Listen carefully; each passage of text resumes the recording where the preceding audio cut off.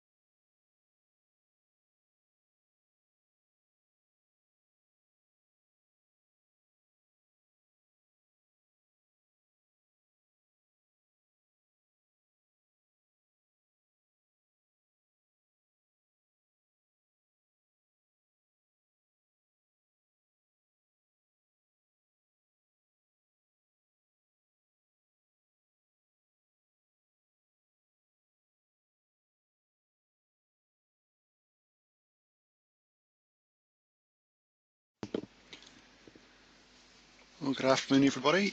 I make it the top of the hour. We'll probably wait another minute or two for any last people to arrive, but just to check at the moment on your little GoToMeeting toolbars and things there, you should have a little hands up button. If you can click that button, if you can hear me, it would be great, just to make sure that's all working. Well, at least one is, so that's good. Anybody else?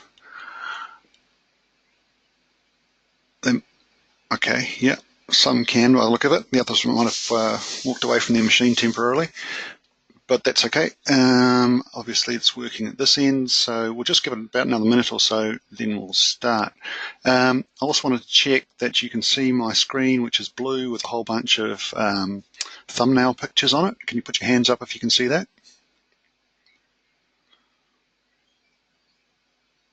Okay, cool. Again, some of you can. Oh, yep, others are saying they can now, which is good. So they must have got back to their computers. Awesome.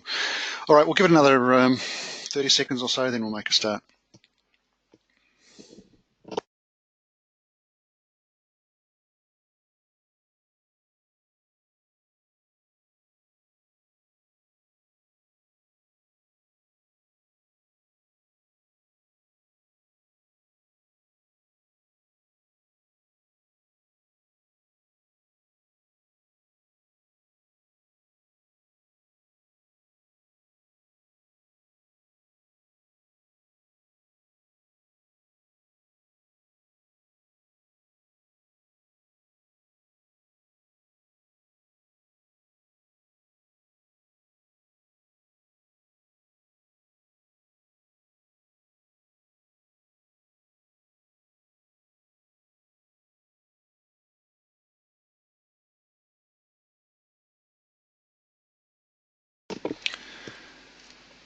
Okay, we'll make a start, and anybody else joining on can join on as they go. Good afternoon. As I said, my name is Dean Peterson. I'm actually broadcasting from New Zealand here at the moment. The plan for this afternoon, yeah, I think it's just afternoon where you are, is to have a look at the interoperability between Civil 3D and Infraworks. In doing so, you'll get a bit of an idea of what Infraworks does, the basics thereof, and a bit of an idea of what Civil 3D does as well, the basics thereof, and how the two get used together or designed to work together. What you can see in front of you here is Infraworks. Now, as we go, we'll see how I'm on a standard web connection here, so at times the graphics is going to be fairly intensive, so the web connection may lag a little bit. From what I'm saying, if that's the case, you can put a message through on the questions panel and just ask me to slow down for a minute, let things catch up if they need to. Otherwise, it should be only a second or two behind anyhow. Also in the questions panel, if you do have questions as we're going, write them in there and I'll see those, and we can either, depending on where we are, talk to them there, or we'll pick them up at the end of the session. So I think I'll make a start. There's a few more people just arrived, but if anybody else needs to arrive, they'll just pick it up as they go. So what I'd like to do first is show you Infraworks, because that's pretty much the order in which they're designed to be used. Infraworks is what you can see on your screen with the blue symbols here, and it is a preliminary design software, so designed to be used before anybody's been out on site. It's a big 3D sketch pad. You can sit down with the clients, our interested parties, or just yourselves, and sketch out what you might want to do. You can build a model in here for any part of the world. So that's this thing called Model Builder, and it creates itself from publicly available GIS data. When it comes up, we can search by location. So I'm in New Zealand here. I used to live in Auckland, so I've actually got a model started here for Auckland. So I'll show you how that was generated. And in fact, One Tree Hill is the point that I've grabbed out of Auckland here. So as you can see, it's a bit like Google Earth. You can zoom in and pick any bits that you want. Mount Eden is there. That looks like where I want to be. One Tree Hill Domain. If you're familiar with the U2 song, One Tree Hill, it's all about that. You can just choose an area. Now the area you can create is up to 200 square kilometres with this little model builder. I've got about 22 square kilometres there, and you simply select it and choose a model name and ask it where to save it. Now, if you have a license of BIM 360 Docs, you can save it into your document folders, which is what I've done here. If you don't, it will still work just fine. You just won't be able to share it with other people directly from your BIM 360 docs. That's actually quite a good little thing to have as well. People who don't have Infraworks can actually view your model through their browser. It's not quite as high fidelity, but it is a good thing to have. It's actually quite neat.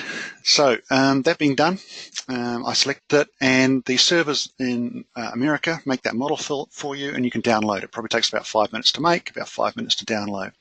So to save us some time, I've actually done that already, and this is my One Tree Hill model here that got created. So moving in, this is what it will create for any part of the world. The entire planet is in here. The roads and the building outlines come from the OpenStreetMap data source, which is what many of the GPS units use. And the terrain comes from the US Space Shuttle radar scans they did of the whole planet, so that's why we've got the whole planet in there. Plus the aerial photographs come from Bing Maps. So all open, publicly available data sources. The models are ridiculously detailed when you bring them in. We'll be playing with them a lot, but if we go and zoom in on one of these buildings, maybe that one. And this is where the screen may lag a little bit, so I'll just stop at a point here. They've all got individual little windows on them. Sometimes they've got, like this one here, got all the little balustrades and things attached to them. Crazy amounts of data, and that's for every building. Now, from the major cities, you've often got a lot of detail of the residential buildings. In places you won't, and some towns you won't have any residential, but you will have the major buildings like schools and what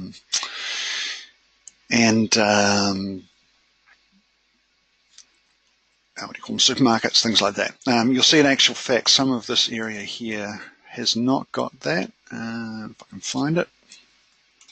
Oh, here we go. Yeah, here's the place. So you can see the data source has buildings in this area here, but none in these, but this aerial photograph still picks them up. You can actually, if you get a shapefile from your local council that has the building footprints and the height of each building, you can just read those in directly and it will make those for you as 3D models, which is nice. So what I wanted to look at, just to give you an introduction to what it does, is actually One Tree Hill, which is this little domain area up here. So up in here, if I can zoom to it, there she goes. There is actually well, it's not actually a building up on top of it, it's a little car park and monument area. So you can start modifying this. Now there is a thing called a proposal here. So I'm going to add a new one and call it Web Demo, which is a design proposal, a design option, and you can have many design options within the same model. And so you'd put that in there and do one layout. If you've got a different layout, you can start using this 3D sketchpad to work out what you're going to do for all of those and how you're going to work the job. What I can do in here is bring up the data sources tab, which is what was used to build the model from, but also the style palette, because this isn't actually a building, so I'm going to change it to look more like what should actually be there. I'm just going to have to rearrange my screen a little bit here as we go. All right, so instead of that building style, I'm going to tell it to use a brick style, and the height of it is actually more like that, more like ground level. So, and if we're going to have a look at that now, we've now got a brick facade on there, which is actually just the outside of the monument area. It's actually got a big monument in the middle here, so I can come and to plant top-down view, and I can say, well, actually, I want to sketch another building, whatever style I want, and the monument's about here, and it's going to be about 3 meters on the side. Let's go for 3 meters. 3 meters and 3 meters.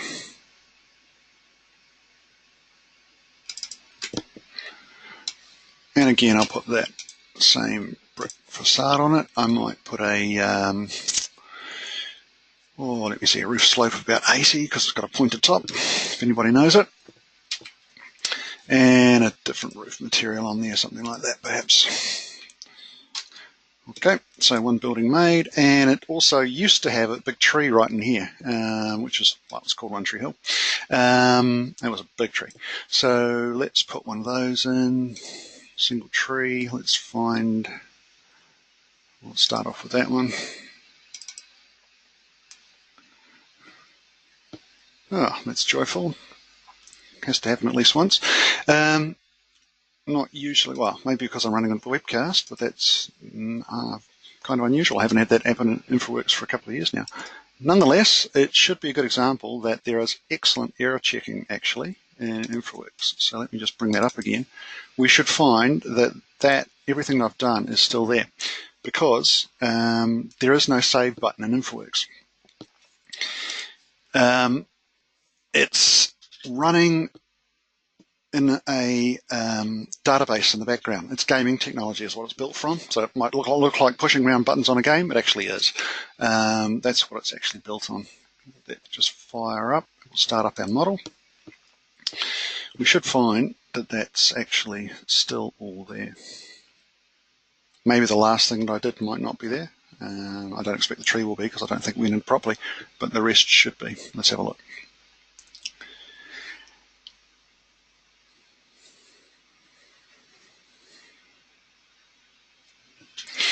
Cool. So there's our web demo model, and we can come down here. There we go. Don't know how it does it, but the web checking is excellent. The rest of the model's still generating, but that'll come back. There we go. Oh, even the tree went in, so there you go. The degree of detail on these things is ridiculous. Coming closer. Now it might be lagging, jumping a little bit on your screen, but you'll see that there's actually individual leaves on that tree. Some of them have even more detailed leaves than that. Now this particular tree is actually, or used to be, huge. It used to be sort of like about that size. Didn't actually look much like that one, so I'm going to find a better tree type. So the way we do that is bring up the style palette again and go and look for some new trees. So 3D models, vegetation, a whole bunch of trees. Let's try maybe that one. Just drag and drop. Yeah, it's kind of like that. Maybe this one. It was an old pine tree, a very old pine tree. That's pretty close. Here we go. There's an old scraggly one. Let's try that one. Not exactly that one. I did find a good one the other day.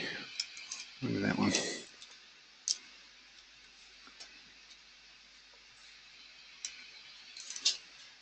But just drag and drop, and you can do the same. Yeah, I guess that would do. It's not a great one, but I think that was probably the closest. Yeah, that's pretty good. So, that being done, you can then nominate bookmarks. So you can make a particular saved location. So if I come back down here, there we go. One Tree Hill is restored. You just let the rest of the model generate. And that's pretty much what it used to look like from anywhere around Auckland, which is great. Except now, these days, it's None Tree Hill. So if I pick that tree again and hit the delete button, just get rid of it, that's what it actually looks like these days. The tree got chopped down by somebody who didn't like it very much. So, what else can we do? This is actually a volcano. This here is a big crater on the side of it that blew out sideways. Let's go. I'm going to go and modify the terrain in here to begin with. Put a road in, put a building in, do some sort of development there. So, as I said, it's a big 3D sketch pad. This is actually a walkway running down through here. If I pick on that, Once I've got it down as a dirt road, it's not actually a dirt road. We can change the style of that to be a footpath. So there's a whole bunch of pre-made styles.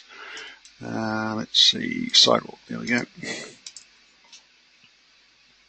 It's a lot smaller and it's less intrusive. And what we want to do is first of all look at making a flattish sort of area in here. So there's things called, find them, here we go, called a land area. Got to find one of those. So it's going to be about from, I say, here to there to there to there also. You can make whatever shape you want. I just made a square one. And that doesn't look terribly great at the moment. Well, I'll change the terrain type here if I can, the grass. That's showing as grass instead of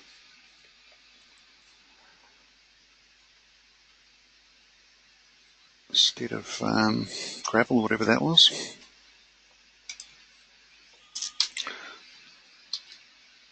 Okay, that's a bit better. But what we can do, what we want to do, is with these particular land areas, you do a grading. So we call manual grading style, and we can choose what we want. So let's say we want a rock wall up the back of it, and I can choose that and go OK. So it'll work out the cut and fill slopes for us. So at the moment, it regenerates. There we go. We're a little bit high here perhaps, so I might want to push it down a bit, which you can do with the little arrows here on the side. Push it down into the ground, let it regenerate, and it'll work out the cut and fills again. I might actually want that bigger, I think. I want to put a big building on it. So let's put in the big building and make sure it's the right size that we want. These are all dynamic, so if I grab that grip, move it out, it's going to rejig everything. It's across the footpath is a bit annoying, but yeah, there we go. It's just all manipulable, and these will change the elevations of individual little corners if you want. So basically, yeah, it's based on gaming technology, and this is why it's like playing Great Big Game. If you've got a Revit building though, we can bring those in, or SketchUp, all sorts of things, anything that's a 3D output model basically. You just need it in the form of a 3ds, DAE, DXF, FBX or OBJ. In this case it's an FBX from Revit, and I can bring one of those in. So let's go find one of those. One of the Revit example models you might have seen before. Workflows data, RSC Advanced, open that,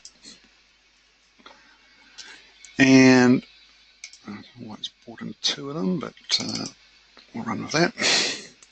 We can configure it, so we tell it it wants to be a building. There's the 3D model.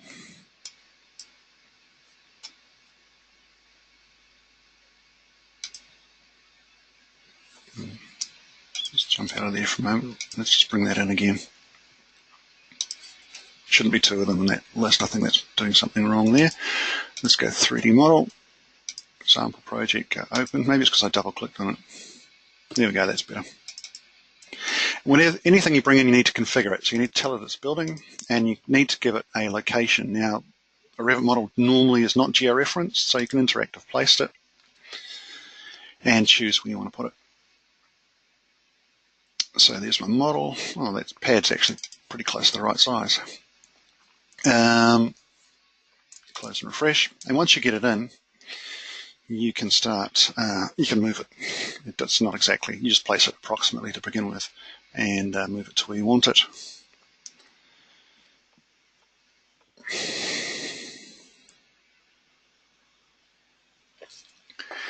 Things in Infraworks are not instantaneous because it's writing to that database in the background. It does take a moment for things to refresh and update. You do get used to that. And I'm probably going a little bit slower anyway because I'm running through the web interface. But so there's my model, not too bad. Again, I can just rotate it, move it into place, move it up and down, but it's picking up the ground level in fact. So I'm going to push it over to that side of the pad. But let's say we don't want that pad to be a rock wall at the back of it, so we can pick the pad and say, well, actually, no, we're going to choose a different style. We'll choose the one that has a better slope. Maybe that one there, and you can make your own ones with your own better slopes and things, your different grades. And up the back, we've probably got there we go, a better slope. Now it's pretty steep terrain, and rather than having a rock wall, you're going to have to do a fair bit of cut to flatten it out, but maybe that's what you want. So that's a good start. The Revit models, you can actually, let's see if we can do this, get your eye level down to the right level, and the full level of details come through here. So if I pull my eye level inside the model, go over into that room,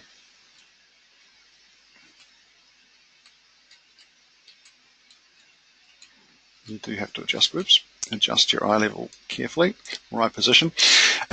You're actually now inside the Revit model.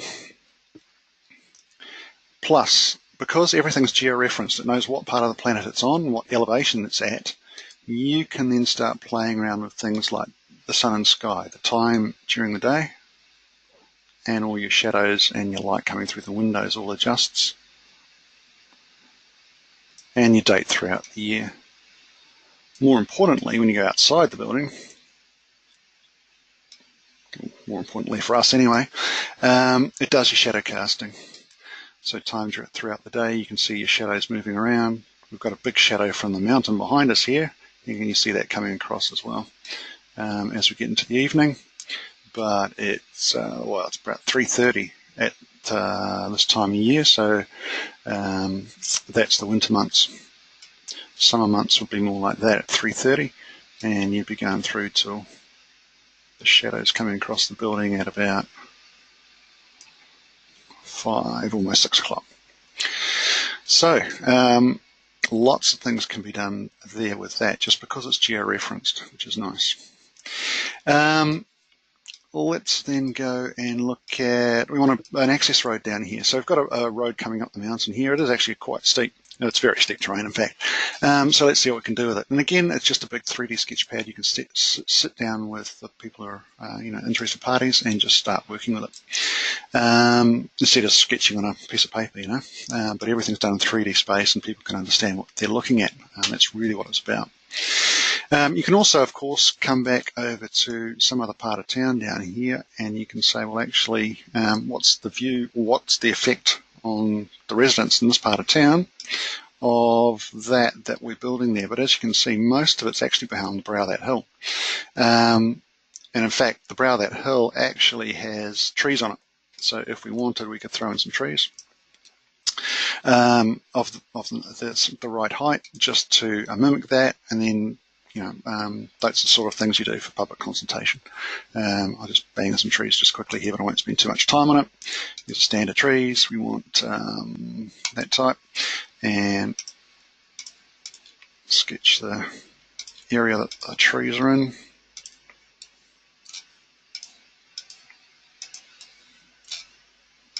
Etc.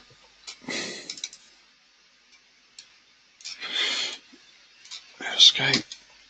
Density's a bit dense there at the moment, so I'll bring back the density a bit and increase the height of the trees to about what they should be. You can measure those as well. They can be bigger than that. Perhaps something like that. And then get your eye level back down where we were. So I'm going back to my bookmark. There we go. So from this position over here, you're going to see it, but from these guys over here, really not. Which is good.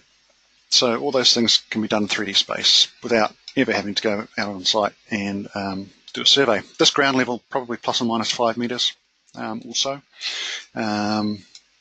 just because it's a radar scan of the planet. Not hugely accurate, but good to start off with. You can put your own survey in here as well to give you a more accurate model in the areas that you're interested in. So if we go make a road now, again, like this little flat platform, we can make one of those. It's component and road. We choose the type of road that we want. We'll just put in a 2-lane to begin with. And it's simply a matter of sketching it. So let's say we start up on this part of the road. And we'll come down to there now. Let's right click and we'll just put in curves rather than having spirals. You can choose what you want, but we haven't got a huge amount of space in here. So put a curve in there and we'll come down to a point there, maybe a point here, and curve it back onto there, onto the platform. So there's our road come in. Obviously that curve's a little big, so we can adjust it. So this is just like an adjusting alignment. And we need to put another piece of curve in here.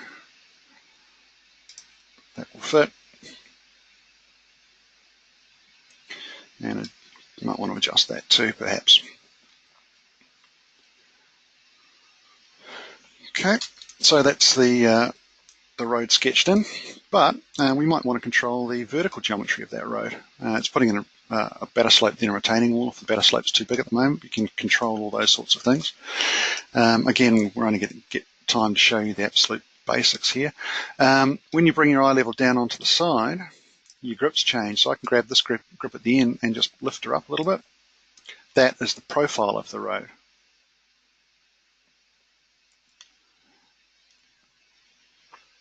Just let that regenerate. So I've got it roughly finishing at the platform level there at the moment.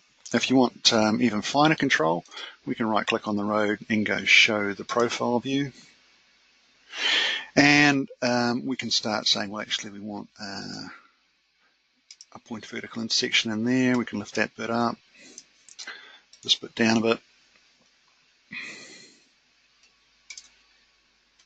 And you'll actually see it adjusting in the background when you do that, and maybe this bit up a bit. And you've got curve lengths and everything you can adjust in those with the grips. You can also see your grades on that long section down the bottom. So while you're still in this 3D sketch mode, you can say, well, actually, I'll pick the road there. The grades that we've got, let's have a quick look. That one's flat, that's 9%. So it's pretty steep. We might want to actually remove that bit, flatten that out. Still 9% coming down through there, so pretty steep. We actually probably want then, and this is the idea behind this, is to say, well, actually, we probably want to start that road off from the main road way further down. I'm going to convert that main road to one of these roads, actually, convert to component road.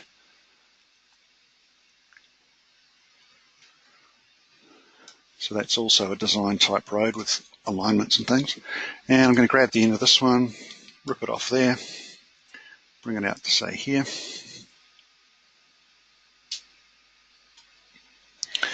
Add a curve,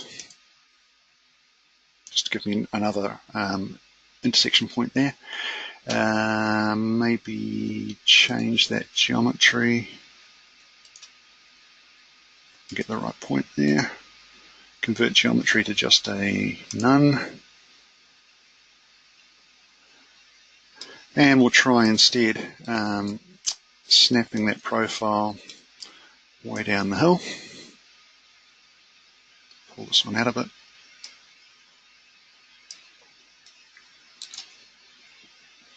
And so it starts off at a much lower height. So I'm going to snap it into that road there. When you snap them together, it actually makes a 3D intersection at that point as well. So if you snap them together right, I'll put that in there.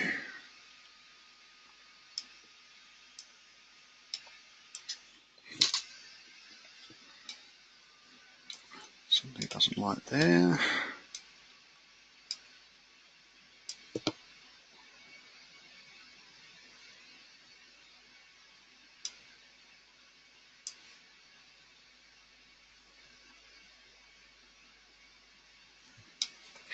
It's not going to behave now.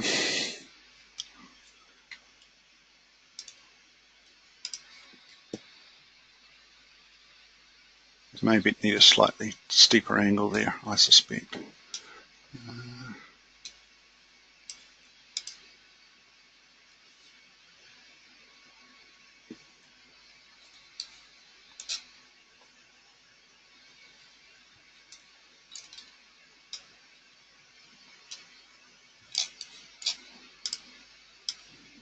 Okay, let me try it a steeper angle then.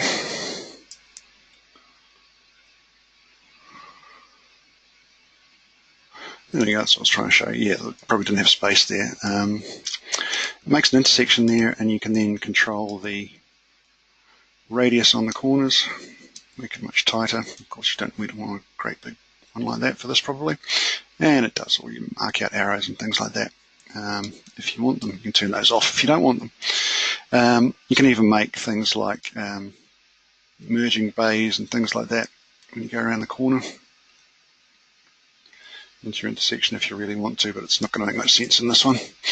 But it does do an intersection for you. This one here, I'm going to put in the curve, and we'll put a curve in that corner as well. It doesn't have to be that big.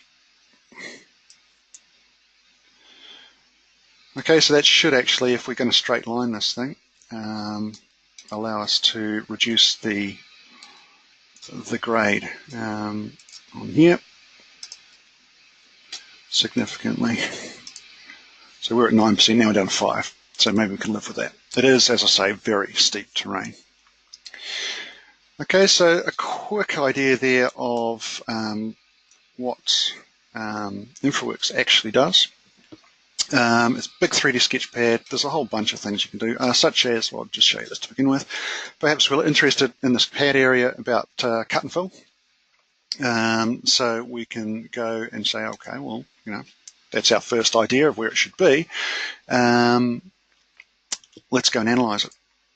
So looking at the terrain statistics, you just modify an area. It will actually pick up the modifications of the road as well if you cross over the road, so try not to cross over too much of that. And there's straight away your cut and fill, your difference from your beginning ground to your currently modified ground. For the road itself, you can get a bit more detail. So down in here, you get cut and fill to calculate, and then you can compute the quantities, and that's for the road itself. You can also do things like reduce the station range, and you're actually going to get, if you pick on your road as well, super elevation can be applied to it. We've actually got a cross-section view as well, so we can take this little marker and skip it through to any position along the road. Now this isn't showing us a great deal at the moment because it's just a very plain road, but when you've got more detail you can actually start building those things in. So they're actually building in more design detail. There's the existing ground. As it goes over time, that's your cut and fill at that particular point, and if you sketch it along, you can see that's all changing as we go along, although most of this is actually in cut at the moment. There's some fill going on at the beginning. So all those sorts of things are being built in as we talk, and more design tools are actually being put into this Infraworks. But at the moment, yes, it's very much a visualization tool, but what we'll do is actually we'll take this out to Civil 3D, which is the more detailed design. You can actually then bring a detailed design back into here to display exactly what you've designed when you want to use it for actual, the consultation on the or display of your finished results. You don't have to have used Infraworks in the first instance to do that. You can just make a model and drop in your design over the top. You don't have to start Infraworks to begin with, which is what I've done here, but that's really what it's positioned to be able to do. It's a great big 3D sketch pad. I'm just going to take a pause at that point to see if anybody has any questions that they want to ask about Infraworks just before I move on.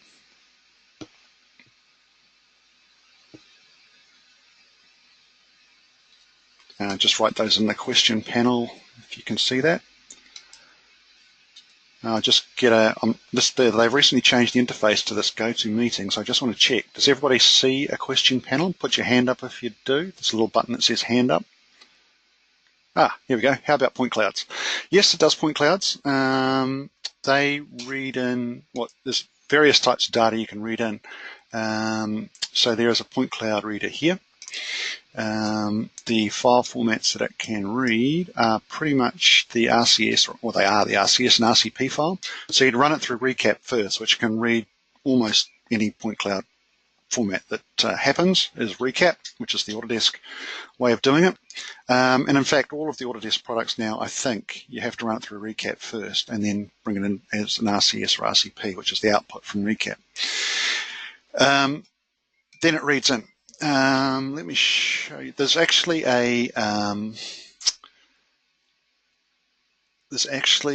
some good tools in here now. The new tools for point clouds, that they used to process point clouds in Civil 3D. They still do, but there's actually better ones in here now. So if you've got a really messy point cloud, lots of trees, buildings, overhead gantries, all that sort of stuff, you can bring it into here and it will actually pick the lowest points to make a surface out of. It works really, really well.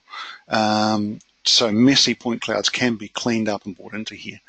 But pretty much that's what it does with them. They display it as a point cloud, so you'll see it in here, but to do stuff with it is basically build a surface out of it. That's what it does. And it will pull a nice lowest points ground out of it and be able to make a surface out of that, and then you can take it back to the likes of Civil 3D for analysis and those sorts of things. Okay, so moving on then. The next step is to take this that you've worked out, in the preliminary stages, and then take it through to your design package. Now it's made to work with Civil 3D, being an Autodesk product. There are workarounds. You can do this and take it out to 12D. It is possible. It's also more difficult, but it is possible to bring 12D data from 12D through Civil 3D and back into here. So it's possible to do that for those of you who are using 12D. For those who are not, that's fine.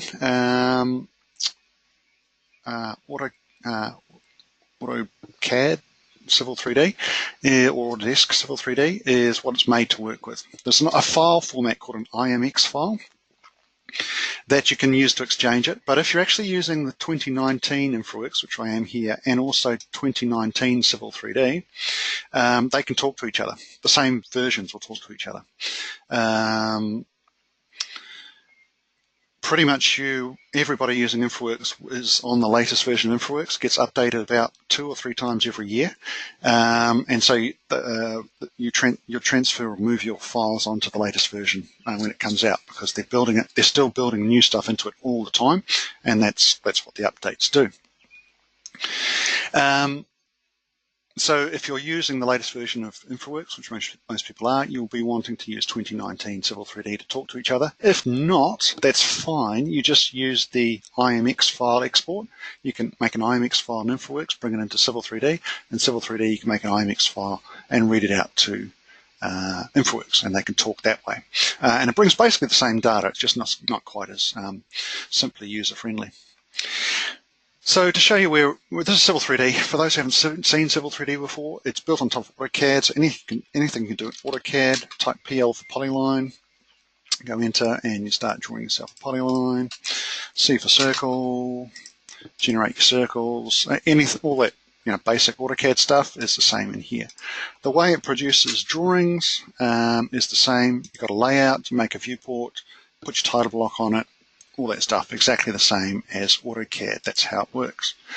On top of that, you've got these extra tools, which are for making your roadways, your surfaces, your pipe networks, your design surfaces, your roading corridors, etc. So let's have a bit of a play with what we've already got. So if we read in the, there's your export IMX file right there, or button right there. If we go to the Insert tab, you've got the Infraworks drop-down, and we can open an Infraworks model. We'll go and open in my Autodesk 360 folder. It should be this one. Yep, OTH is my model. The SQLite is the database that that Infraworks uses. That's what you go and open. Otherwise, you can open the IMX file if you don't and export one of those. But I'm going to read directly the database. Go open.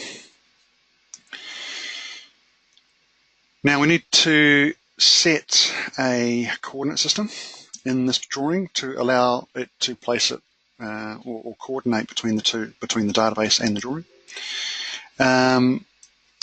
Currently, I don't have one in this drawing, so we're going to need to set one. And you've got, if you're in Australia, you've got all the common, now I need to get Australia, not Austria, the common coordinate systems throughout Australia. I think most of you using MGA, whichever zone you happen to be in. For this, it's a New Zealand site, so we go to New Zealand. As you can see, all the countries in the world in here with all of their common coordinate systems, and this one would be the it'll be the Mount Eden Circuit 2000 datum for Auckland. Okay, and that's not true. It's not reading the coordinate system. It's interesting. Let me just try that again. Maybe that's why it crashed earlier on. Okay, let's go. Oh, it's because I've got it still open, possibly. So let me just close it. I think I've seen that one before. Okay, read the model. It actually has a lock file in it when you've got it open. I'm pretty sure that's what's stopping it from reading. It wouldn't have actually read anything in. So, yeah, there we go. The actual model itself is in lat long coordinates. You can change that if you want, but that allows you to build a model anywhere in the world. So generally, you don't need to. You can set a local UCS position if you want to have it in a particular coordinate system without changing it from lat longs for the database. All right, now we'll get the right coordinate system. New Zealand 2000. Go OK. There we go. Now it's going to work. We will just bring in an area, the area we want to work in. We don't need the whole of the town to work in Civil 3D, and generally you wouldn't. You just want the area you're going to be designing in. And so we'll go and select an area. Now, when you do that, it says, okay, do you want to use the online Bing maps that AutoCAD has in it? I'm going to go yes, so I can choose just what I want. So it'll bring in that background image. Just take a moment to do it. If you haven't used those before in AutoCAD, you can. It just happens really easily in Civil 3D because it's got its coordinate systems already set up. So here's the park I want to work in. Where's the area I'm drawing? Must be down in there. Here it is. So I'm just going to sketch the area that I want. Will be from about there to about there.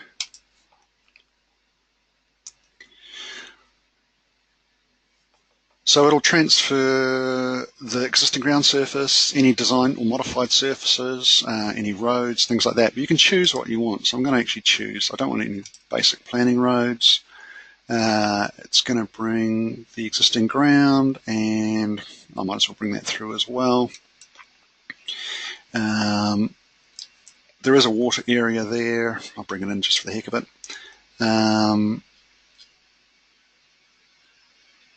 I don't find the design roads. Okay, I must have missed the area there. Let me try that again. Select area. Oh no, this is it here. No, I was miles out. This is the area that I want. There. Which is a good little reminder, actually, if you don't see the things that you're expecting to see in the area, like I didn't just there, you've probably got the wrong area.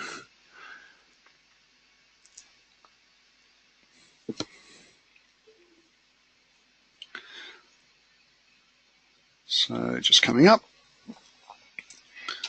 Don't need that. And choose what I want. So I don't want that. I do want both of those. there's my component roads, which are the design roads with an intersection and a water area. That will do fine. Go OK and bring them into Civil 3D.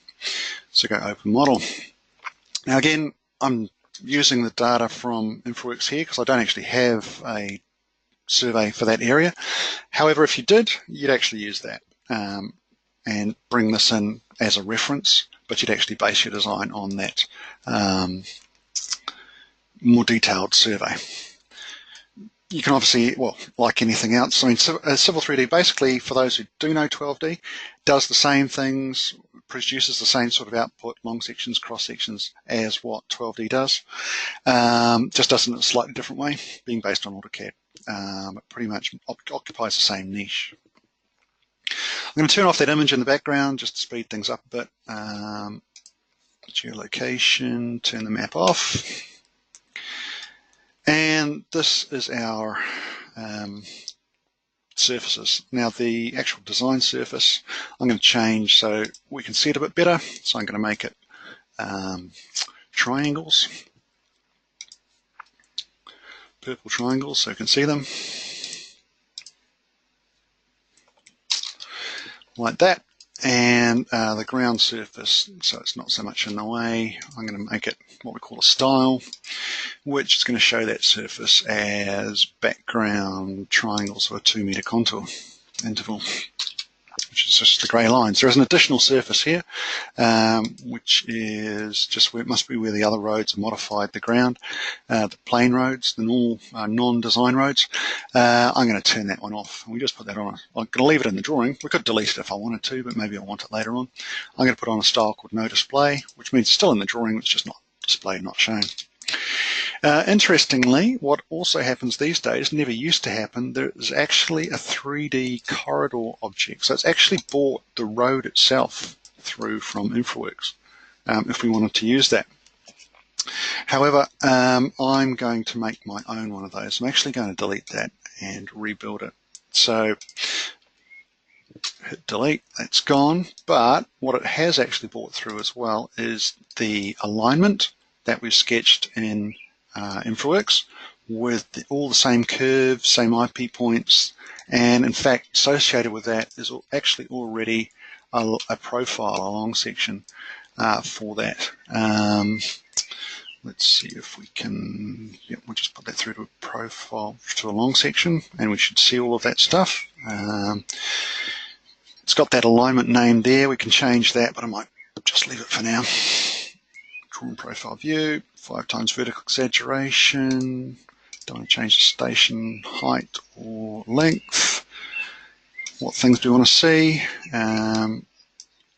Turn off the existing transportation.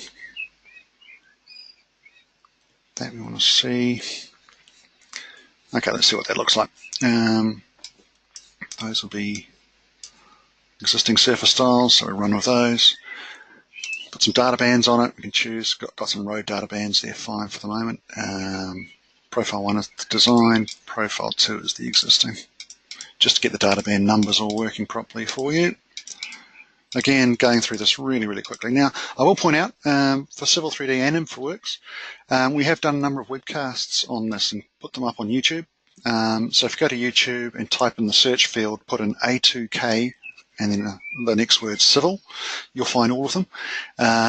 Each one is an hour long on all sorts of topics out of Civil 3D, which will show you more if you're interested, including how these things get set up. Create profile view, make a long section from it. I'm just going to pop it down the bottom here. And there's one long section along that alignment. These are all dynamic. So if I were to, for instance, grab that alignment. Oh, we've got another corridor here. That's interesting. Got 2 corridors. Oh no, that's my, that's the other road. This is my design road. Okay, so if I, have I done the right one? Yeah, it looks like I have. If I move that alignment and reposition it somewhere crazy, shall we say, over here. Grab the right grip. There we go. You'll see the long section down the bottom will immediately change and update. And so I can grab that, pull it back down again, move it to here maybe, and you can see it all updating on the fly. All continuously dynamic, as well as all the numbers down the bottom, all continuously dynamic, of course, as well, because they're sampling the actual surfaces I told it to sample up in here, which is good. That's really what Civil 3D is about, having the long sections, cross sections, everything reliant on the model producing, being continuously dynamic. And I'll show you the cross sections. We'll get those made as well. So also, it's based on AutoCAD. So all of these objects we're looking at here are actually just fancy polylines. So the undo command works on them as well. Everything's saved in the DWG, the drawing file. So if I go back and there's my first grip edit, second grip edit, third grip edit, I can undo way back to before I made that change. And my long section will be back to how it was as well. I will make a save about here. So I'll do a save or save as. We'll call this a web demo. And I'm going to put mine on the desktop. Save it there. You do want to make sure you do, saves after every major piece of work that you do with Civil 3D. Just best practice. So this is the linear design profile we made in Infraworks. I can see, I'm not quite seeing the end of that there at the moment. Well, we might want to do something different actually. What we might want to do is actually extend that alignment out a little further. Actually, before we start working on that, let's look at the pad. We haven't made the pad yet, have we? So we do have a surface there, but this surface, this pad surface, if I have a look in the 3D viewer here, there it is. Well, that's actually all the modified terrain out of Infraworks. That is just a modified surface, but that was the rough modified surface. We want to make a new design one in here first. So what I can do is use the grading tools. So I'm going to, first of all, draw myself a normal 2D polyline. I've got my O-snaps turned on. I can snap to these corners of my pad that I've got defined here. And then I can move and change them later on. But we'll start with what we've sketched out in Infraworks. If we've used Infraworks at all, you don't have to, of course, but that's what we did in this case. Where's that corner? Looks like here. And I'm going to close it. So it's just a closed polyline. So that should have picked up the elevations, and I'll just check that. So it's picked up an elevation of 120.7 meters. So that's looking good. I can then turn off that triangulated surface so we can see what we're doing a little bit better. So I'm going to put that one on no display as well, but we'll keep it there for reference. In fact, if you hover your cursor somewhere, it actually gives you a whole bunch of output, including the Z values of the proposed ground and existing ground underneath that point, for anywhere you happen to hover it, which is nice. All right, so that being done, I'm going to, you can see it's not well sketched, but we can actually change that in here if we want, and square it up, use your O-snaps, use your AutoCAD construction to make that right, or actually completely redraw it as its own square if you want, which you might do. However, in this case, I'm not too concerned. I'm going to convert that now into what they call a feature line, which is a slightly more advanced polyline. So feature line, create a feature line. Sorry. I've got one already drawn, which is the way I normally do it, which is create feature line from an object you've already drawn. Pick that object, go enter. It goes in the site, give it a name, call it platform.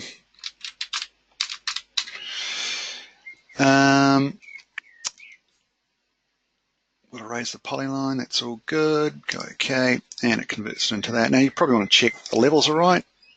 So I'm going to pick pick the surface at the same time, have a look in the 3D viewer, give it a rotate, and yep, I can see my platform's out of the surface here. It's underneath the surface at the back. If I go underneath the surface, you actually see that.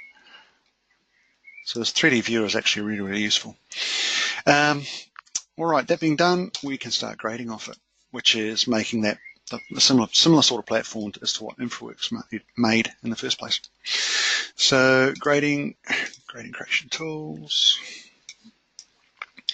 We're going to want a surface in there, which will be the existing ground to here. We're going to make a new grading. So call it platform again. Make a surface as we go. Const 0.5 a meter. Do volumes if we want. All right, and simply for the type of grading we're doing, well, we might want a little roll off on the end, so we'll have like 2 meters of just rolling the edge over a little bit. So let's go for an offset distance with a grade. So we're going to go from the edge of our platform on the outside. We're going to have a distance of 2 meters and a grade of minus, say, 5% all the way around the outside, and then we put our better slope down to the ground. So these are sort of detailed stuff that you can't do in Infraworks yet. You might be able to one day, but at the moment that detailed design is still done back in Civil 3D here. And then finally go and do a better slope with a 1 x slope. So I'm going to pick that edge and have a cut slope of 1 and 2, pretty steep. It is steep terrain, so I'll accept that. Fill slope of say 1 and 3. There it goes, going around that site. Very similar to what was actually produced in Infraworks, and then infill that area in the middle. And so what we've got now is a surface created that looks like that. I've pulled this corner out a little bit. Yeah, it's making a big extra bit of cut going in there. Maybe I don't want that because I've got my road coming around the side. So we can start manipulating and changing that.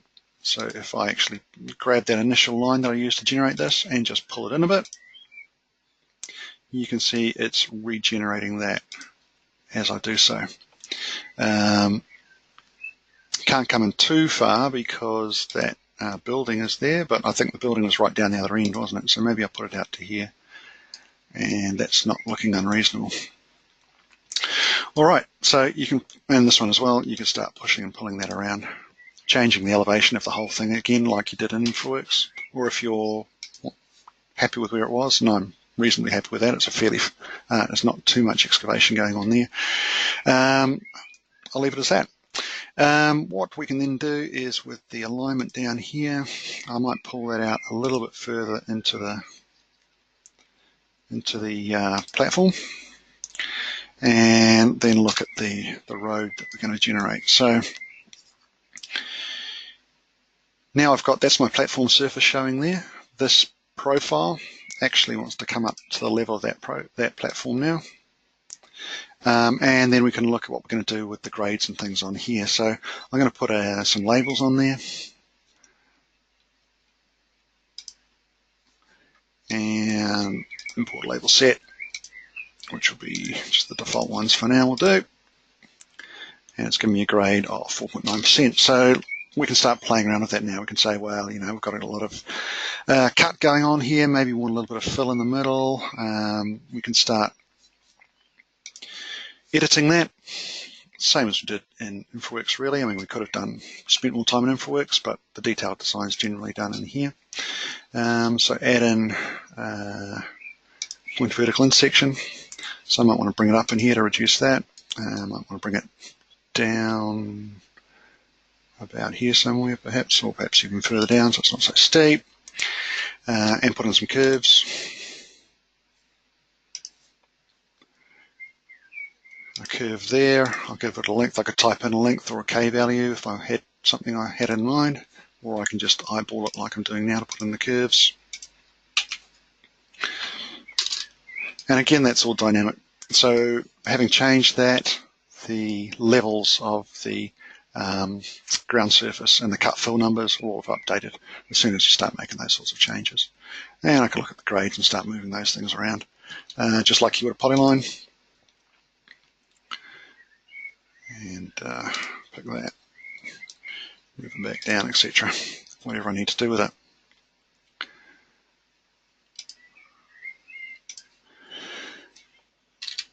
That being said, let's go and make a corridor out of that. Then we'll look at, which is the roading corridor. Look at getting cross sections and things out and putting them all into sheets, ready for the drawing to be plotted, drawings to be plotted. Perhaps on this one, yeah, we'll see how we go with this one. All right, so that being done, close this toolbar, bring up the next component, which is to make a corridor. Now, before we can do a corridor, we actually need a cross-sectional shape to produce this road from. So let's go and do that. The first thing we'll need is a cross-section, which is, they call it an assembly in here. Call it assembly 1, or whatever we're going to call it, or standard. And that should all be fine. Put it in there. They are small, so always put a circle around them. And again, all of the stuff I'm showing you now, it's in our YouTube webcasts if you want to go and have a closer look at all of this stuff that I'm showing you. That is a centerline marker, and we can then go and grab these shapes and attach them to it. So if I want a piece of lane, it'll be one of these. Can change the width of the lane and things like that. So if I wanted not 3.6 meters wide, but only 3 meters wide because it's not a major road, and I can pop crossfall of -3, shall we say, would be better, and pop it on the left, on the right and the left hand side, and that is our little piece of lane added in there, and you can change all your base, sub-base steps and things like that. The curbs, let's put a curb on it. Urban curb gutter general, yep, just one of those. If you're going to use these, you've got to snap them together with these little markers on the ends. That's how they work. If you don't do that, you can get into all sorts of trouble. Put a curb on the other side, and we might as well put a footpath in. Well, I'm just going to put a footpath on one side actually. We don't need it on two, just for a small road on this, like this. Let's have a sidewalk width, a bit of berm on the inside, so say just a little one, 0.5 a meter, and pop it there. Little piece of footpath, and then just a batter slope. So I'm just going to use, in fact, I'm just going to use a generic link, which is just a single little line for a batter slope. Link slope to surface. We just going to give it some names. So we've got to put a daylight so it knows it's a batter slope. You don't have to, but it's going to make it more simple later on to transfer it back to Infraworks. And likewise the point code. I'm going to add daylight onto that.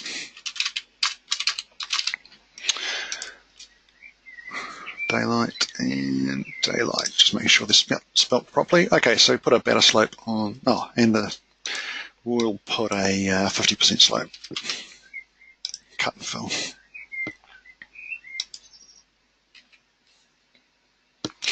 Okay, put one on the back of the footpath, and on the other side we'll put it just onto the back of the curb. Okay, that's going to be a cross-sectional shape. That's just like piecing together Lego, basically. So let's make a little road.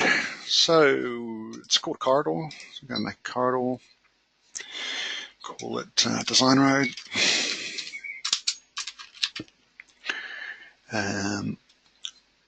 It's running along a particular alignment. I recognize that number, but if I'm not sure, I'm going to use the green button to pick on screen. And pick the alignment there. And that's the correct number. Make sure I'm on my design profile. And that's, oh, we got assembly in here already. That's the one I called standard. Oh, of course, there's the other two assemblies from the corridors that were there before. Just as well name that one standard. That's the one I want. Again, if I'm not sure, I've used the pick box from on screen. And the target surface will be the existing ground. And go OK. That'll build it for us. I don't want mine actually quite that long. So I can pick my corridor, grab the end of it, and pull her back to where it intersects pretty much the platform. That's where I want to extend to. And we can have a look at that in the object viewer, make sure it looks all right before we continue on. And go and have a look at that. That's curbs, pavement materials, footpath. Still in a lot of cut, as we had already worked out from Infraworks, but that's the case with this particular road because it is such steep terrain, and it is ridiculously steep terrain. My kids do roly-polies down that hill, or did. it's ridiculously steep. However, we shall persevere. So, do a save there. End of a major piece of work. And let's show you just producing some cross sections from this and making some sheets ready for plotting. So we will need one more thing to make the cross sections, which is a surface for that corridor. It's just line work at the moment. So we pick it. By the way, in Civil 3D, if you're looking for a particular command, pick the object you want to work with. Up in the ribbon, it then changes to all the commands that can run on that particular object. So in my case, I'm looking for corridor surfaces. There it is in the ribbon. So they're not hidden in dialog boxes or toolbars or things like that, or menu drop-downs. Pick the object you want to work with. It's all up there in the context-sensitive ribbon. Makes it very easy for new users, especially if you know AutoCAD already. You know how to do grip edits, which you've seen me doing on screen right now. You're already halfway there to using Civil 3D because Civil 3D is based on AutoCAD. So corridor surfaces, and we're just going to make we'll just make a top surface. We can make it all sorts of the boxing level surfaces and things to do volumes, volume comparisons, all that sort of stuff can be done as well. Just aware of the time, I'm just sort of going to go ahead a little bit just to make sure we get through all this stuff and then leave a little bit of time at the end for questions. So, create a corridor surface. I'm going to make a top corridor surface. Give it a style. Contours at 0.5 a meter. And add in all the top links to make it. We want a boundary on that. We'll do a shrink wrap. Rebuild the corridor if it asks for it. And with that road built, we can put the corridor here on what they call rebuild automatic, which means that, I'm just going to bring this up a little bit.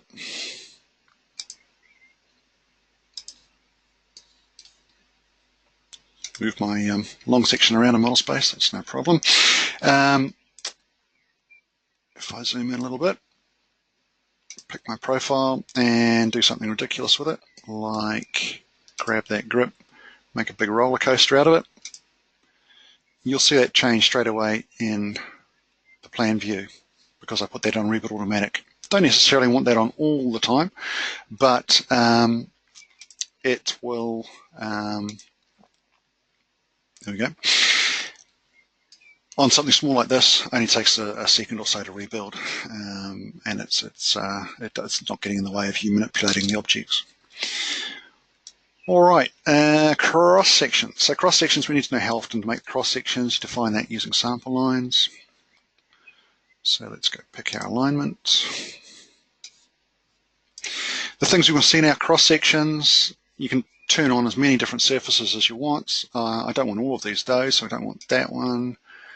I don't want that corridor, no. Top surface of my corridor and the corridor itself I do want.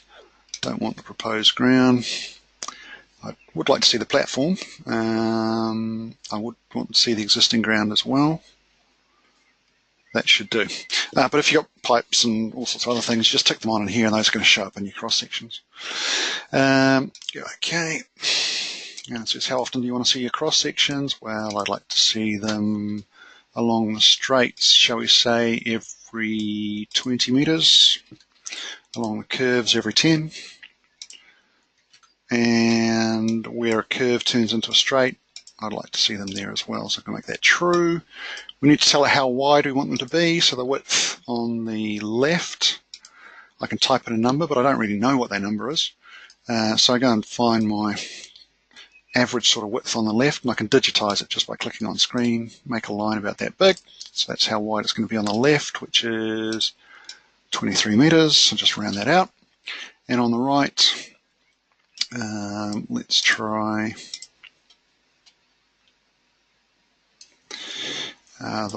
the right side is not so wide, so we don't need to make the cross section quite that wide. That's 17 meters. But we can modify that afterwards, and I'm going to when we do it. So that makes all these yellow lines on there. Those are reasonable. But what I'll do is actually any ones that aren't long enough, like these ones up here, I could stretch out. I'm not going to do all of them, but this one here I'll stretch out. And these ones here, I've got some down in my, where my corridor's finished, but my platform exists. I could actually stretch that out to the side of the platform. That might be a little bit too wide, but we'll see how we go. What fits on a sheet, if I wanted to. Or I might just actually want them to go show me one side of the platform, not the other. So I can grip edit that one out. Okay, so that's how those lines define how often I want to see my, where I want my cross section to be produced. I can actually reposition that one. I might actually do that.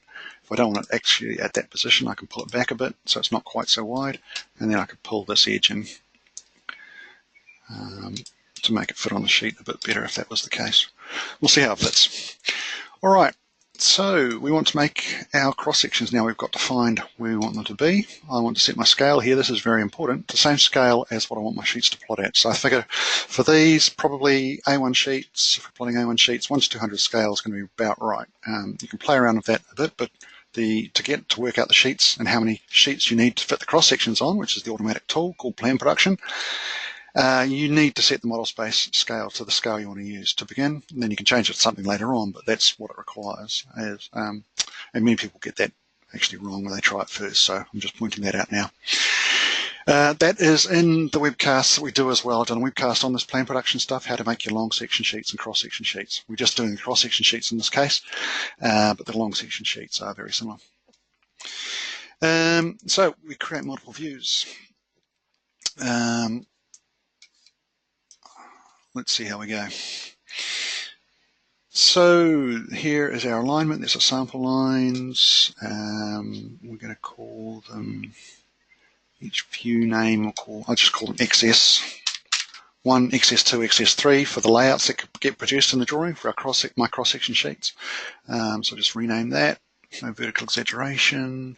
Here's the section placement, A1 sheet 1 to 200, so that's all good. Go next. Offset range, elevation range is fine. How do we want to see these things shown on the cross section? So the existing ground wants to be an existing ground style, which is just the dashed green line basically. The top of my road wants to be design style. The platform level or platform surface, let's put it on surface 1 additional, it's a different colored line. And the actual corridor itself can remain on standard, that would be fine. And we want some ordinate lines from the road. Ordinate lines, no weeding. Want some data bands, put all the roading data bands in, and set surface 2 to be existing for the bands to get the right numbers to work. Create the section views, put them down here somewhere, and it works out how many sheets I need. And when that finishes, I'm just going to do a save there.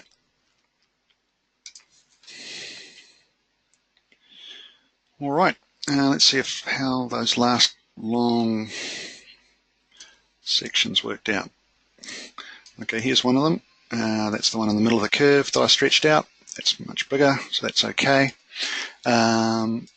Fits on a sheet. These last ones fit on a sheet okay, so there's my platform through those. That's good.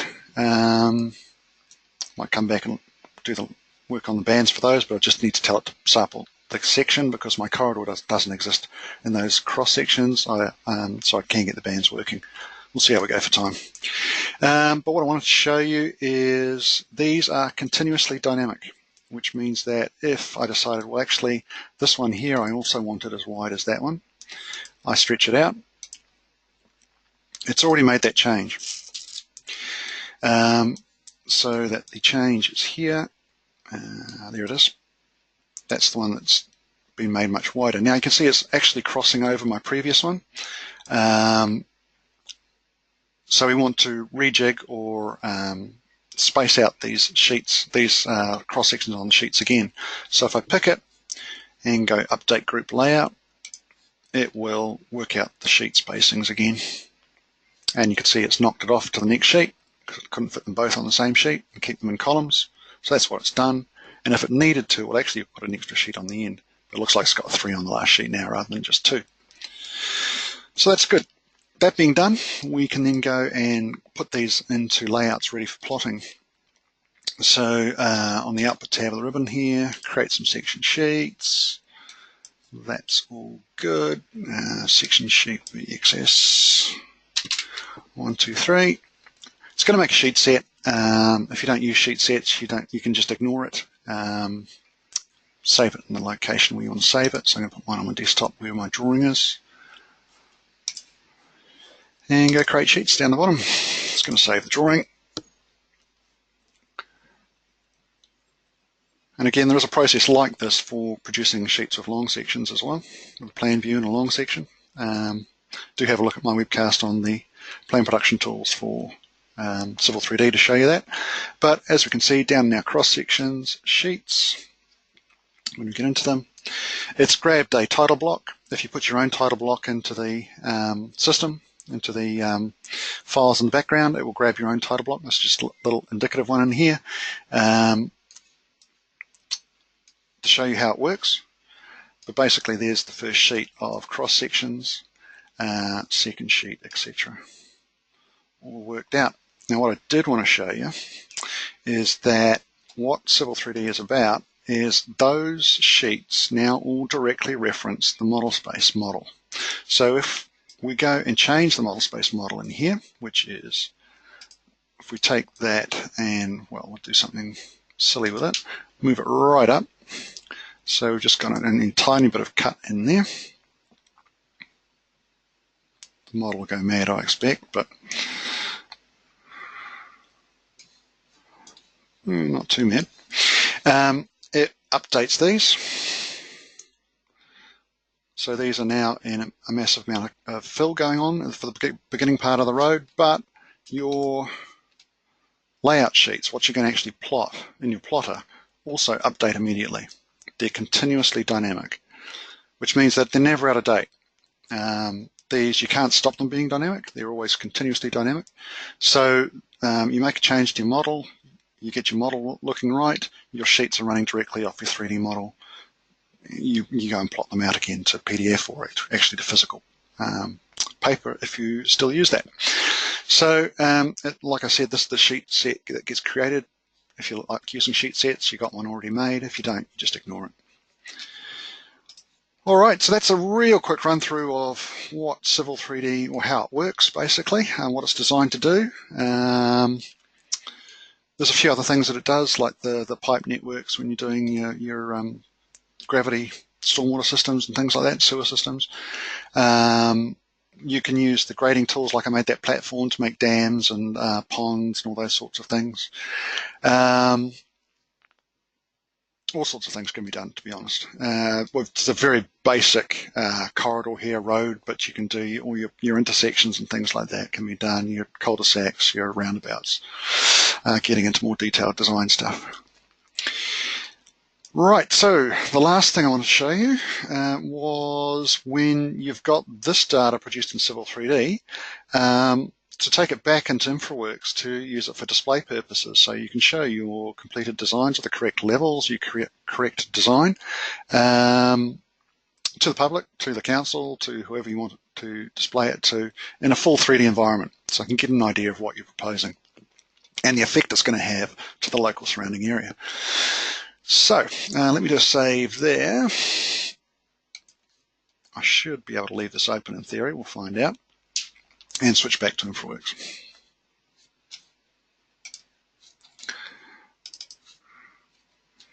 So this is the interoperability they've been building into it.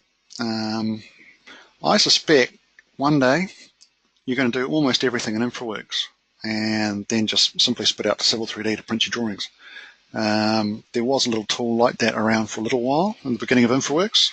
It's since disappeared, but I expect that that will be eventually what they're aiming for. All right, let's go open up that model.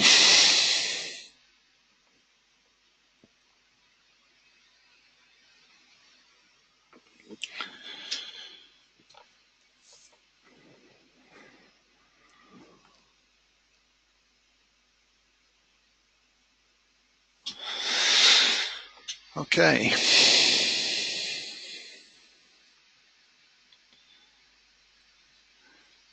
Infraworks is a lot of fun. There's a lot of, the webcasts I did on Infraworks originally, we'll just let that model update there, or regenerate itself. It's actually way more fun than watching TV, so I just grabbed myself a license, took it home, and took it home on my laptop actually, and started playing with it and taught myself how to use it instead of watching TV in the evenings. Way more fun, to be honest. You can grab a trial license if you don't have one, 30-day trial, and just start having a play with it. Grab a model out from your local area and see what you can do. As I say, the webcasts I've done on this were in the early, well, probably a few years ago now. So there are a lot of other ones that other people have done, being such a new product, such a fun product.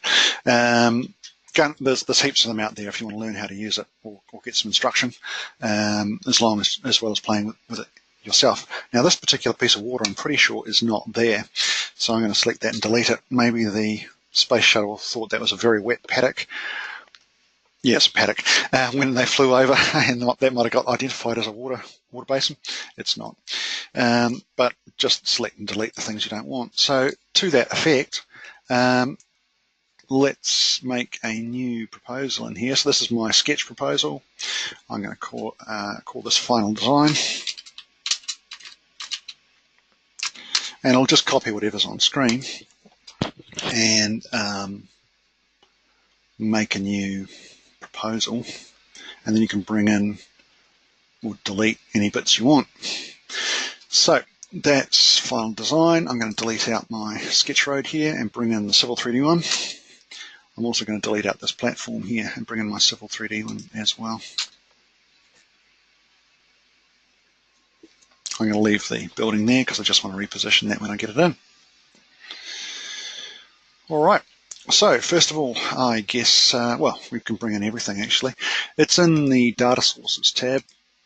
This is where I'm going to read in the Civil 3D drawing directly. But if you have an older version of Civil 3D on your machine, if you don't have the latest one, you can use the IMX file type export. That's a file made specifically to run between Civil 3D and Infraworks. So we read in Civil 3D drawing, and go and find it. I put it on the desktop, didn't I? We call it Web Demo.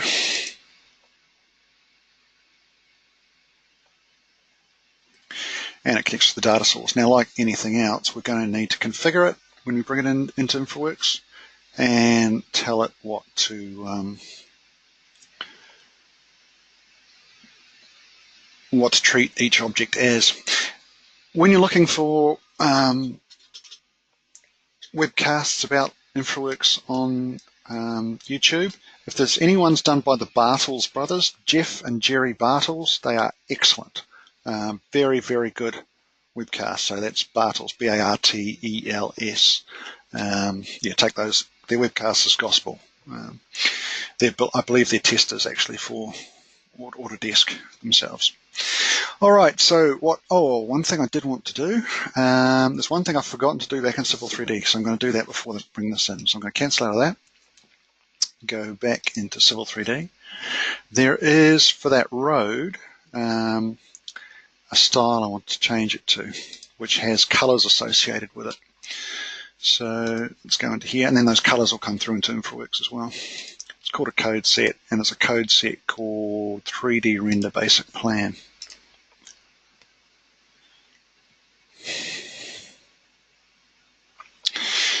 What that does, if I show you the 3D viewer,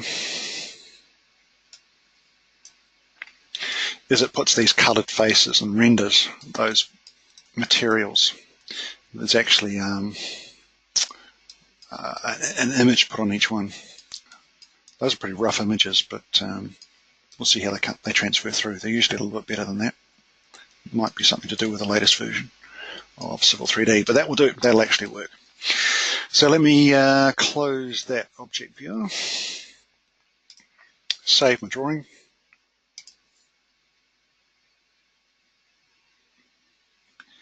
and then we'll go back to Infraworks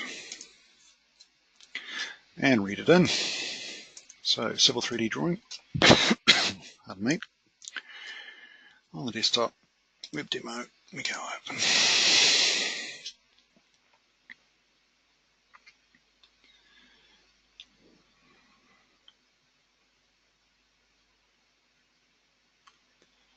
So it's reading that drawing and working out what it can bring in as an Infraworks object.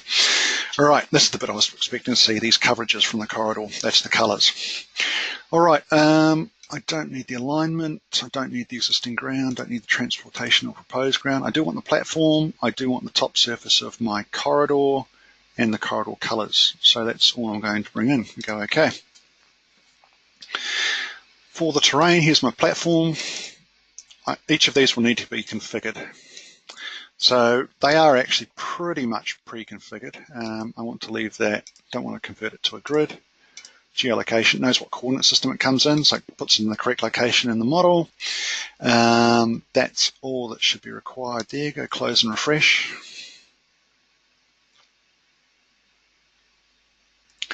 And when that regenerates, there we go. We're actually, it has left the image, the ground image over the top of it, but you can see that if you look carefully, there is a platform there now. The surface level or ground level has changed, and that's actually what has come through from Civil 3D. And my building's still approximately in the right place. Might want to shuffle it forwards a little bit.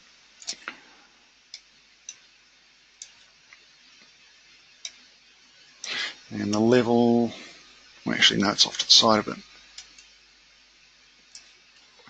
I think that snapped there accidentally.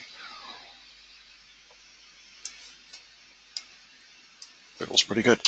Actually, the level should be the same because I think we grabbed the feature line level. It's exactly the same. All right, so that's the platform in. Let's bring in the road surface. So our design road top. Again, configure it. We don't want to make a grid out of it.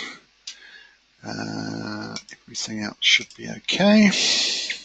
Close and refresh. And we will see the terrain change to have that road surface in it, which is good. So you can see it's got the curb and things being put in there on either side. And now we just need those colors, which is why I did the colors in Civil 3D. So let's go to these coverage areas. And just again check that it's going to do what we expect it to do. It's the design road, geolocation. It's going to drape it. That should be fine.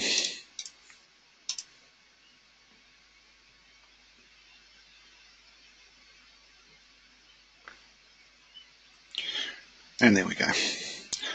Okay, the footpath is missing a color by the look of it. So, and possibly that as well. So there's a couple of components it hasn't been able to identify. The curb as well, which is strange. I did a better job of that last night, but what you can do is just pick one of these, and it's a particular area, and sorry, just pull it out of the way. Give it a style. So it's a grass style. Go to the materials, land cover. Oh, sorry, it's not a grass style. It's a paving concrete style we want, isn't it? So let's go for sidewalk and grey pattern, concrete sidewalk.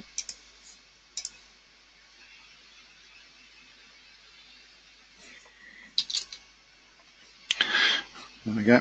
So we're actually getting a concrete pattern there, and the grass and the road as well. Those curbs did come through last time, I'm pretty sure better than that. We've actually got the same model. I just want to check that. Maybe I missed that. The modified output model, I think, is the one.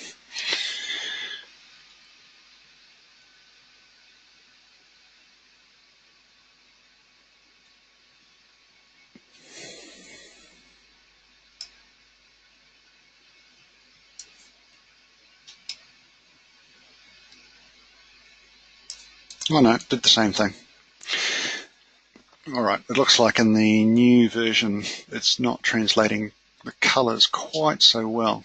We might need to look at that, get Autodesk to update the colours in Civil 3D to match the ones in Infraworks. Did used to do a slightly better job than that, but as I say, they're all still there. We can just modify them. So let's do a drag and drop. It's probably going to be the easiest way. So I'll go back to our model and bring up the style palette for the materials. This is going to be the fastest way to do it. Let's go roadway.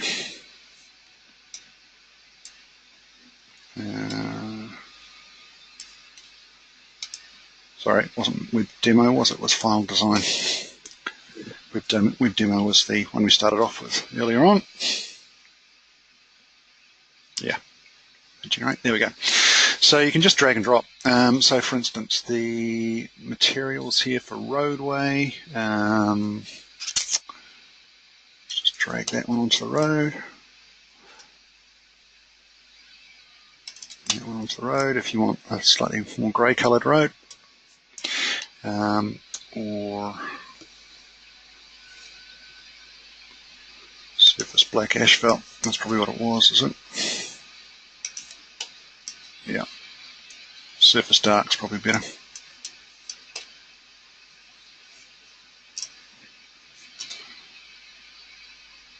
Yeah, that one looks better to me.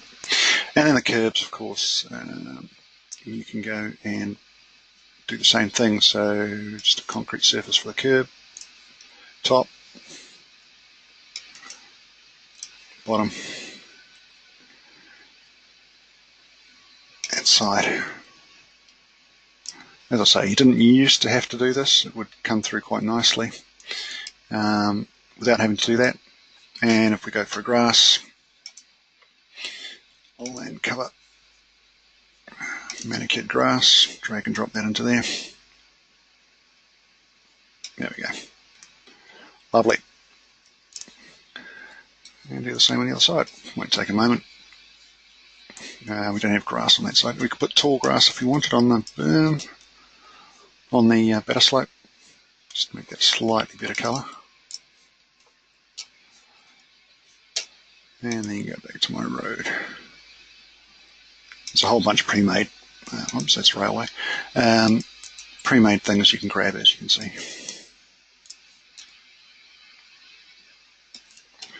These are all in Infraworks by default.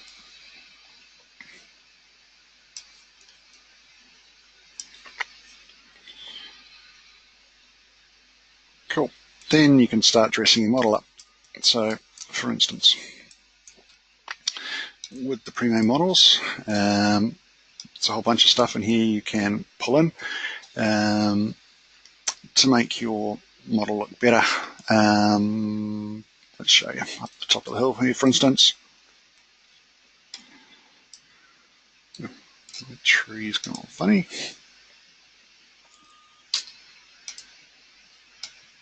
That's interesting.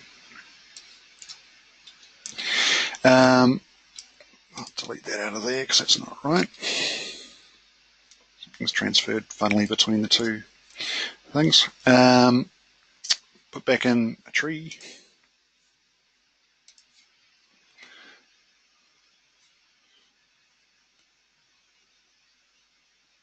Let's go for this one. Oh, that's probably the one I used before. Looks more like the actual tree.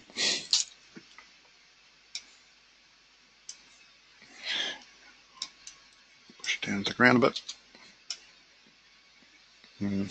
It's okay. I like the other one better, to be honest. We can play around with the style for that. But there's a whole bunch of other pre-made styles in here. So city furniture, if you put VH for vehicles, I can put in, well, there's continuously camper vans up here. So put in a camper van. I can duplicate it and put another one over there. And change that to be little vehicle, somebody's little car. To make one to be approaching. The terrain is just my rough terrain here at the moment, so it's pretty lumpy, but we can play around with that.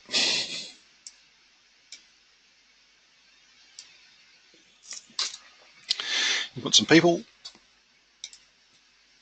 This is why it's hours of fun to be had. PEO. Various people. Put them there to begin with.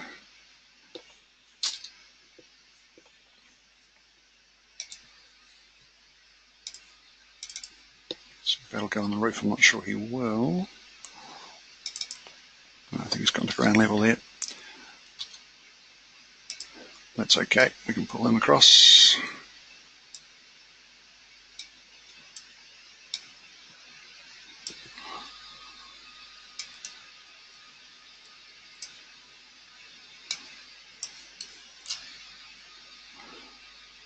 And so on. You can dress the scene to make it really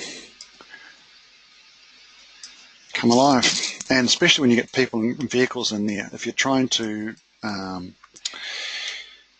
convey what it's actually going to look like, it gives that sense of scale and does actually bring a scene to life. Even just putting in a few trees, like I've done down the bottom there, it gives that same sense of scale.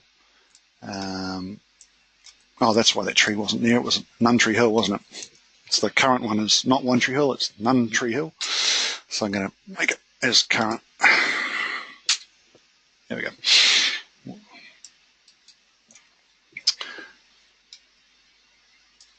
So that is a quick outline of Infraworks. Out to Civil 3D, do your design in Civil 3D, bring it back into Infraworks, present it. Obviously, I haven't spent any time on that at all to make it, perfect. I mean, this, at the end of this isn't matching into there perfectly because of crossfalls and everything else. But you would do that ordinarily. But in a quick demonstration, that hopefully gives you an idea of how it's designed to work and where you can go with it.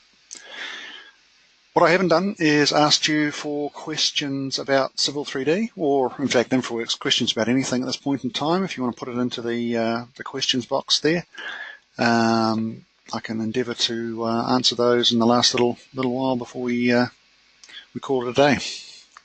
Any questions there?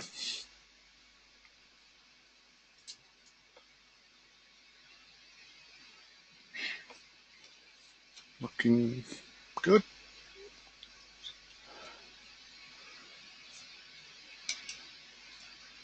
So most people are happy.